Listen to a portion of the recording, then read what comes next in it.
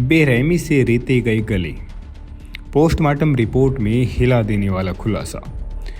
आखिर क्या है लखनऊ में हुए इस हत्याकांड की इनसाइड स्टोरी। लखनऊ के मलिहाबाद का एक छोटा सा गांव ईशापुर, जहां एक खौफनाक वारदात ने दिलों में दहशत का मंजर पैदा कर दिया है। एक मां और उसकी बेटी की हत्या ने ना कि पूरे गांव को चौंका दिया, बल्कि इस हत्याकांड की गुत्थी भी अब एक रहस्य बन गई है।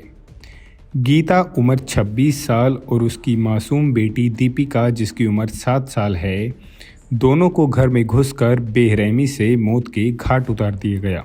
लेकिन सवाल ये है कि क्या ये सिर्फ एक हत्या थी या इसके पीछे कोई गहरी साजिश छिपी हुई थी।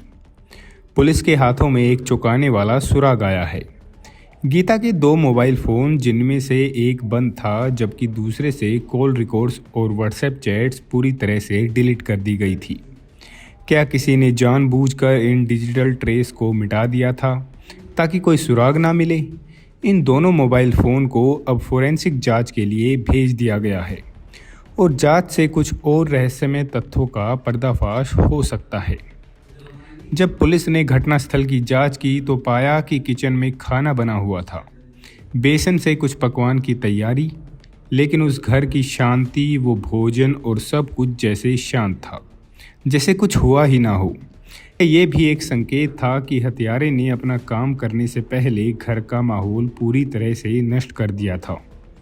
गांव के लोगों का कहना है कि बुधवार रात गीता और दीपिका को घर से बाहर देखा गया था, जब वे नित्यक्रम के लिए बाहर जा रहे थे। इसके बाद वे कहीं नज़र नहीं आए। पुलिस को कुछ संदिग्धों के नंबर मिले हैं जिनसे पूछताछ की जा रही है। क्या ये हत्या किसी करीबी का काम था? क्या ये एक अप्रत्याशित हमले से कहीं अधिक कुछ था? सबसे घिनौना पहलू तब सामने आया जब पोस्टमार्टम रिपोर्ट सामने आई और पता चला कि गीता और दीपिका दोनों के गले धारदार हथियार से रेत दिए गए थे। गीता का जबड़ा टूटा हुआ था और दीपिका को सिर पर गंभीर चोट आई थी। ऐसा लगता है कि हत्यारे ने सबसे पहले किसी भारी वस्तु से हमला किया और फिर गला रेत दिया। क्या ये हत्या किसी गहरे व्यक्तिगत विवाद का परिणाम थी? गीता के पति प्रकाश, जो 26 दिसंबर को मुंबई गए थे, वापस लौटे तो वे भी इस दर्दनाक घटना के बारे में कुछ नहीं बता सके। क्या उनकी पत्नी और बेटी की हत्या में किसी नज़दीकी का हाथ था? अब पुलिस ने 3 टीमों का गठन किया है और सर्विलांस की मदद से संदिग्धों पर काम कर रही है। हथियारों तक पहुंचने का रास्ता अब खुलने लगा है, लेकिन क्या सच सामने आ पाएगा या ये मर्डर मिस्ट्री हमेशा के लिए एक सवाल बनकर रह जाएगी।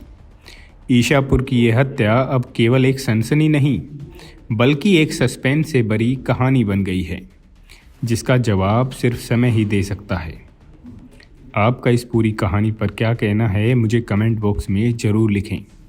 ऐसी ही और कहानियाँ सुनने के लिए हमारे चैनल पर बने रहिए।